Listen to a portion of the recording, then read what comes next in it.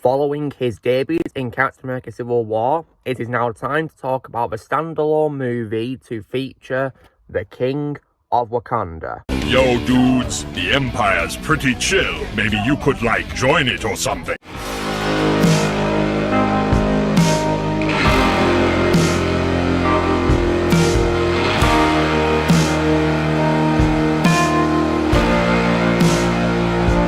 Hey everyone, Lucamus Prime here. So, it is time for another review in the Marvel Cinematic Universe series reviews I'm doing, and this is for overall the 18th installment of the franchise, and of course what is also part of Phase 3 of the MCU. And this film, of course, is the standalone movie, the first one to feature this character in live action standalone, and that, of course, is none other than 2018's Black Panther. So, now, how was this movie made? So this film has been in development for a very long time. The idea of making a standalone movie, and we even had Wesley Snipes planning to make a Black Panther film in 1992, but the project didn't come to fruition. And in September 2005, Marvel Studios listed a Black Panther film as one of 10 films based on Marvel characters intending to be distributed by Paramount Pictures. Mark Bailey was hired to write a script in January 2011, and the film was officially announced in 2014, with Chadwick Boseman, may he rest in peace, making his first appearance as the character in Captain America Civil War. And Ryan Coogler and Joe Robert Cole were joined by then with additional casting in May, and this was also the first film as well to have a black director and a predominantly black cast of actors. And Ryan Coogler was the director of this movie. Filming took place from January to April 2017 at EUE Screen Gem Studios in the Atlanta metropolitan area and in Busan, South Korea. The film premiered at the Dolby Theatre in Los Angeles on January 29, 2018 and was released in theatres in the United States on February 16th. And the critics praised its direction, writing, acting, particularly those of Chadwick Boseman, Michael B. Jordan and Letitia Wright. The costume design, production values, and soundtrack, but some criticised the visual effects. Many critics consider the film to be one of the best in the MCU, and it was also noted for its cultural significance. And it was also named by several organisations as one of the top 10 films of 2018. It grossed over $1.3 billion worldwide and broke numerous box office records, becoming the highest grossing film directed by a black filmmaker, the 9th highest grossing film of all time, the 3rd highest grossing film in the United States and Canada, and the 2nd highest grossing film of 2018 behind my favourite film of that year, which is Avengers Infinity War. And the film was even nominated for 7 awards of the 91st Academy Awards, and it won 3 of them and received numerous other accolades, so congrats to it. It was actually the first superhero film as well to receive a Best Picture nomination and the first MCU film to win several categories. So yeah, congrats to it. So it of course won Best Costume Design, Best Production Design and the Best Original Score as well. When it comes of course to my reaction to this film, guys, so when this film first came out, I didn't have a chance to see it yet, so because at the time of this film being out, I was doing A-levels at school, I was in my final year of A-levels, I was really busy doing all of that, so it was a very busy time for me. However, I think it was probably maybe a few weeks or so before Infinity War came out.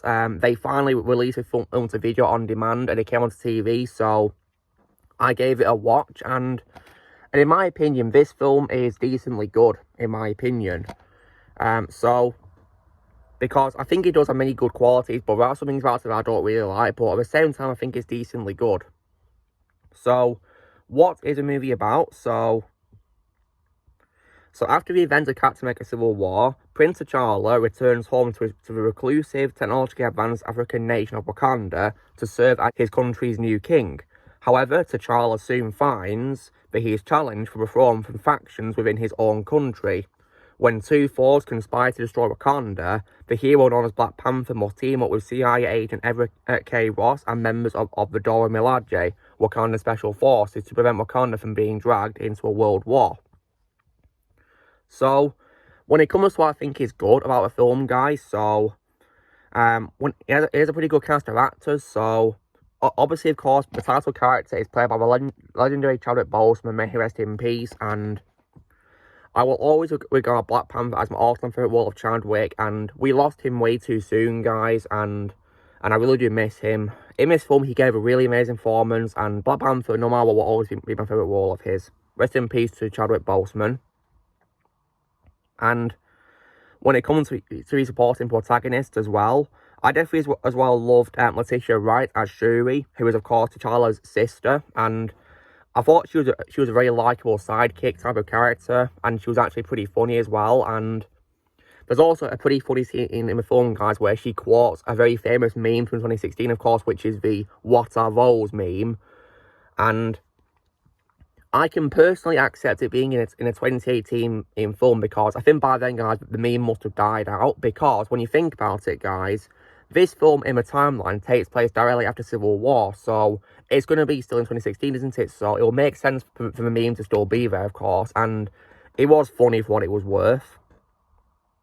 And I also as well loved as well Lupita Nyong'o as well as Nakia, and I thought she was good in this too, and was one of my favourite roles of Lupita Nyong'o as well. My favourite role of hers is her role in 12 Years a Slave, but I thought she was really great in this as Nakia. And also as well, I definitely as well loved Martin Freeman as Everett K. Ross, who is of course a member of the Central Intelligence Agency in this, and I definitely think he played his part really well in this. It's one of my favourite roles of all time from Martin Freeman. And I like how he got a slightly bigger role than he had in Civil War, which I definitely did like. And I think he played him really well. And I think in his films, he has a very good American accent too. Very convincing, I might say.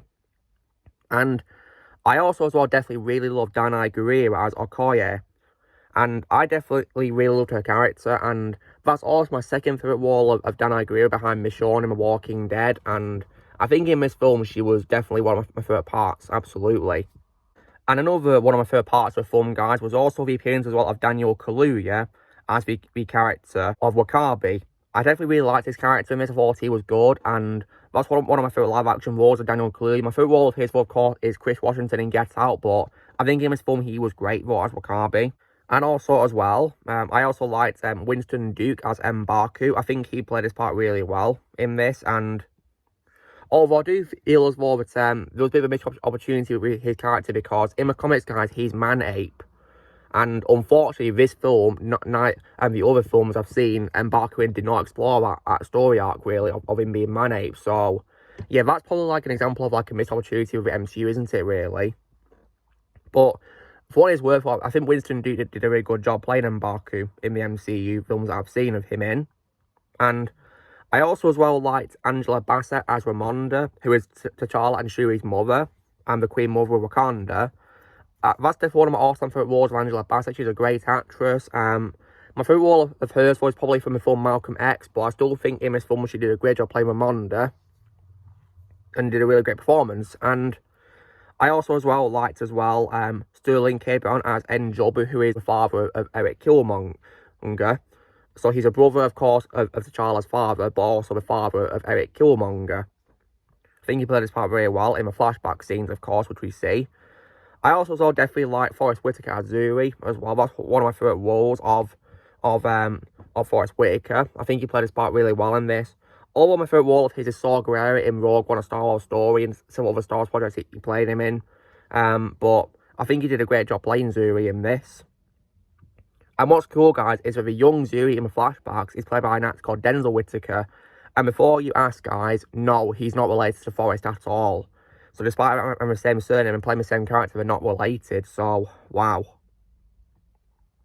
And I also as well, when it comes to the villains now, so I think one of the main highlights of this film, guys, aside from T'Challa himself and the great spawn characters I just talked about, I definitely really love the villain, of course, which is Eric Stevens, also known as Killmonger.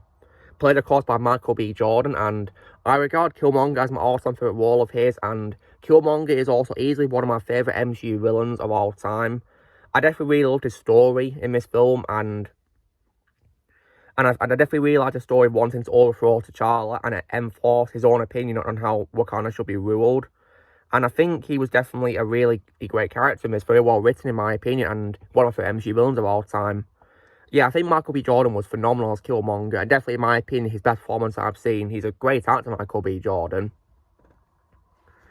And also as well, I also like the return as well of Andy Serkis as Ulysses Claw, who returns from Avengers Age of Ultron. And for what it is worth, I did like how he had a much bigger role in this compared to Age of Ultron, because Andy himself described his role in Age of Ultron as like a cameo appearance. I can see why, but in this film he does have more scenes, thankfully, than Age of Ultron. But there is unfortunately bad quality I do have with Claw, which I'll get to though.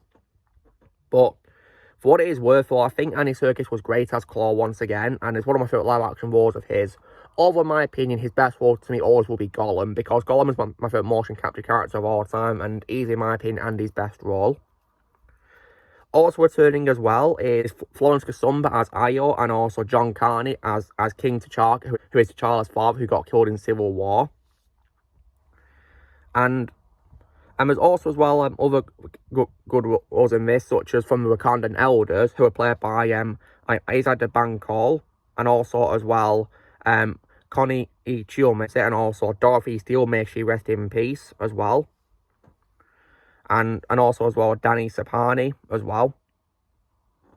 And yeah, there's lots of good actors in this film, and I think they all play their parts really well.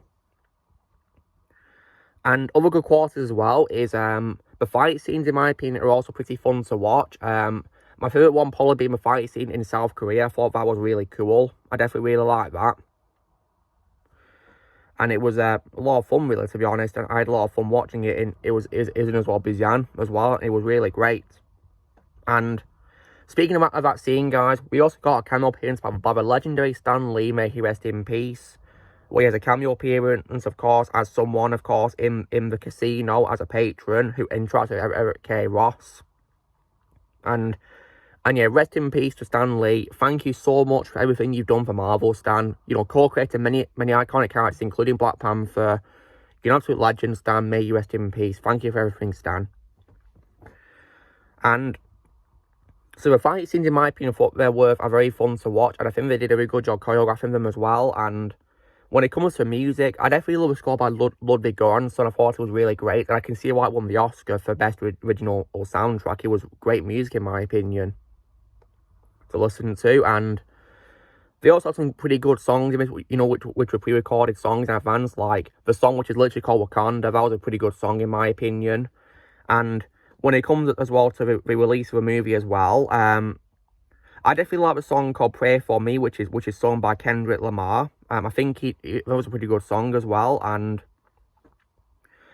I definitely also love the song in the first credit sequence, of course, which is called All the Stars, which is by Kendrick Lamar, and also a singer called SZA. That was definitely a great song, which also listen to, and I think that credit sequence hit so much differently after Chadwick passed away. It really just hit differently now. But it was definitely a very visually stunning credit sequence, in my opinion. And as a bit of a shocking coincidence, the colours in that are the same colours as the 6 Infinity Stones, so yeah. And also as well, I think the story is also pretty good too, in my opinion. Of T'Challa, of course, becoming the king, and also being challenged by Killmonger. I thought that was definitely really good, and I think Killmonger's story was great, in my opinion. Yeah, Killmonger was definitely a massive highlight to this movie for me. And also as well, for the most part, in my opinion, visual effects are good. Only for the most part, though, and you'll get to the bad qualities. And when I say that, guys, I think personally the best scenes in the film were probably one which sort of place in the dark scenes, in my opinion, where it was nighttime. I think in the daytime there was a bit of a problem with some of the lighting involved, in my opinion, when it comes to the effects. And for what it's also worth, guys, the film also has a pretty exciting post-credit scene, because after we get a mid-credit scene where T'Challa appears before the United Nations to reveal Wakanda's true nature to the world, we then get a post-credit scene where it's revealed that Bucky is recovering in Wakanda, being treated by Shuri, and he's going to, of course, be becoming the White Wolf. So that's pretty exciting, isn't it? So that was a nice set of him appearing in Infinity War, which was cool. So yeah, for what it's worth, guys, I think this film is decently good at best, in my opinion, but unfortunately, however, there are some bad qualities I do have, which I'll get to now. So when it comes to Claw in this, while I did appreciate that he had slightly more screen time than he did in Age of Ultron, I personally didn't like how, after a few scenes of appearing, he unfortunately got killed off. That was very disappointing, in my opinion. And I think that was a bit of a letdown, really, because when I found out they were bringing Claw back in this film, after I thought he was very underused in Age of Ultron, I was hoping he'd have a massive role, but sadly not. He barely appeared in the film, which was unfortunate.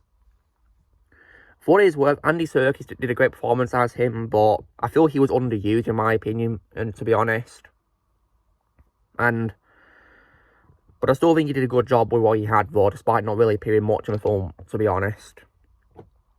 And so yeah, when it comes to Claw, though, guys, my favourite portrayal of Claw is probably, from, in my opinion, the greatest Marvel show of all time, Avengers Earth's Mightiest Heroes, where he's voiced by Mark Hamill.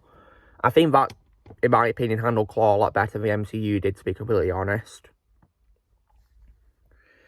But yeah, the fact that another Andy Serkis role got wasted, it reminds me far too much of his character Snoke in Disney Wars getting wasted. So you introduce a character who could be a very interesting and, you know, complex character, similar to Claw, but no, wasted. So yeah, both characters for Andy Serkis got wasted. What a massive shame that is. So yeah, I can't believe this film had to remind me of what is, in my opinion, the worst Star Wars movie of all time by wasting an Andy Serkis character. Unbelievable. And another backwater to how this film is, I already talked about how it was also a missed opportunity how Mbarku didn't become Man-Ape like in the comics. That was a bit disappointing in my opinion. But for what it's worth, I think Winston Duke's did a good performance as him though. And another backwater to have with this is also, in my opinion, the visual effects in the daytime sequences, because I feel that in, of course, the final battle, while it is very well choreographed, and I definitely think the final fight between T'Challa and Killmonger is very powerful, and I think their final scene together is pretty powerful too, of course, where Killmonger chooses not to be arrested and he decides to die instead. It's a very powerful scene, but the visual effects, in my opinion, were quite questionable and not that good, in my opinion. Like, it looked like a very low budget scene from you know, like a direct-to-video film for some reason. I don't know why it happened like that. Because apparently we didn't have very much people in the visual effects department, because most of them are off working on Infinity War visual effects. But the thing is, guys, right, when I think of a franchise of shared universe movies, I'm expecting them all to have equally good visual effects, and not one where there's great effects and one where there's bad effects. You know what I mean? I'm expecting all films in the franchise to have good effects, but unfortunately, this film's effects in the daytime sequences fell through, in my opinion, which was disappointing. But for what it's worth, though, guys, I would take this film's visual effects over anything from Phase 4 or that I refuse to watch, because I've seen clips of the CGI from it and it looks atrocious. And I, of course, have the unfortunate experience of seeing some of the bad CGI in some things I've seen, like, for example, crap Eternals, in my opinion, the worst MCU movie ever. Yeah, I hate the effects in that. I will gladly watch this film over that trash any day. So yeah. But long story short though, guys, those are probably my only issues I have with the film. So like I said, guys, have an underused Claw, and also as well, the missed opportunity of Mbarku not becoming Man-Ape like in the comics. And also as well, of course, you know, the visual effects not being that good in my opinion. But at the end of the day, guys, this film was still decently good at best. So, if I was to give a score out of 10, then to this day, guys, after several rewatches and for last night's rewatch, to this day, I give this movie a very solid score of 7.5 out of 10. So, yeah. So, you know the drill, guys. Be sure to give this video a like. Also, be sure to let us know in the comments what you guys think of Black Panther for 2018. If you've seen it, in the comments below what you think of it. Also, be sure to join Team Prime by pressing subscribe and videos coming in the future. If you would like to be a member, you can restore them using a Peace Lads or a subscription. And rest in peace, Chadwick Boseman. Wakanda forever.